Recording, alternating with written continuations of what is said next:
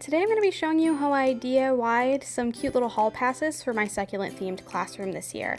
I found these beautiful watercolor pictures of different succulents in pots online. These were made by an artist named Marta Delul. I'm not entirely certain how to pronounce that, but I am going to just pop the name down right now.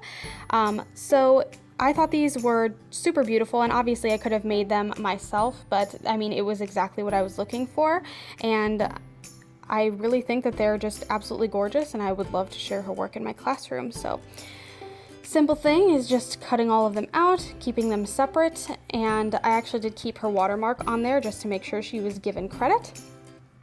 And I'm just gonna pop some paper in the printer. I'm using some pretty heavy-duty cardstock here, turning the printer on, and I am going to be printing out each of these different shapes. And this is perfect because I still don't have black ink in my printer, so I really needed something that was totally watercolor with no black.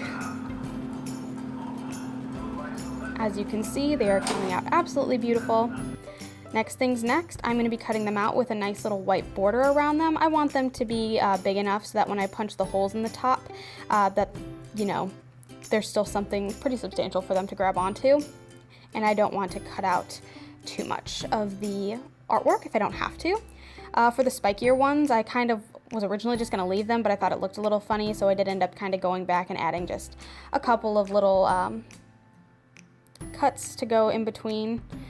This one I think got the most of a haircut, I suppose, and I just tried to make sure that that white border was relatively even all the way around. I think that was the hardest part of this for me. This is definitely a quick little craft, but it's definitely an easy way to make some cute and personalized hall passes that aren't super expensive.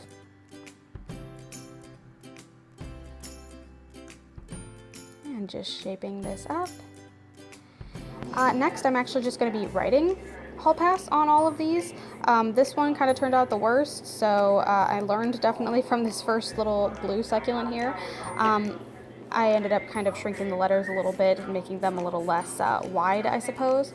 And after writing pass on all of them, I'm actually gonna go back in and write in script hall over the top of them.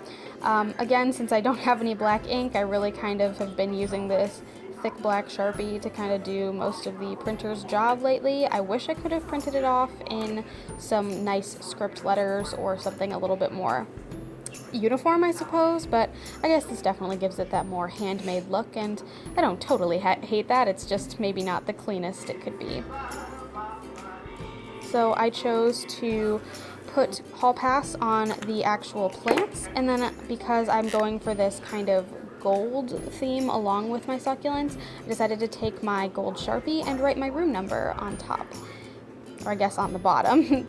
It's on top of the paper, I suppose, but I used the pot to represent the room number, and my room number is E025.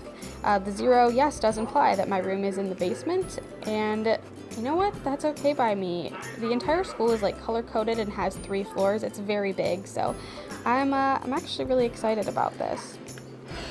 And after all of that has been done, it is time to finally put these in the laminator. Now, I have used my laminator before on this channel, but I've done it for foiling before and never actually for laminating. I have these laminating pouches that I got from Pen & Gear. They were way less expensive than the Scotch ones, which is the brand of laminator that I use, and honestly, I think they turned out great. And not to continuously say honestly, but I am like super in love with the way this looks, and I really would just love to laminate everything right now. So after your laminator has had time to heat up, just send it through. It will come out the other side, and all I did was go around and cut another border around it in that laminate plastic. The very last thing that you have to do is to add something to hang it around a student's neck or to hold it with, so I am going to be putting a simple hole punch in the top with a regular hole punch, and then I have some of this leftover twine. I think it kind of suits the aesthetic, which is why I went for it. I measured it around my neck so that it sat just below my chest, and I just double knotted the ends here. There is 1 knot, and there is 2. There we go. And to attach it, instead of tying it, I guess sort of on its own, I'm just kind of going to be looping it through here. So I'm pinching that loop at the end, pulling it through, and then taking the back end and pulling it through the loop on the other side so that it stays attached and can't come untied. I think this is just a little bit more secure. And this is what they all look like totally finished. Da da da da! I actually think they look really cute as a set, and when that blue one's kind of hiding behind the others, it doesn't look so hideous.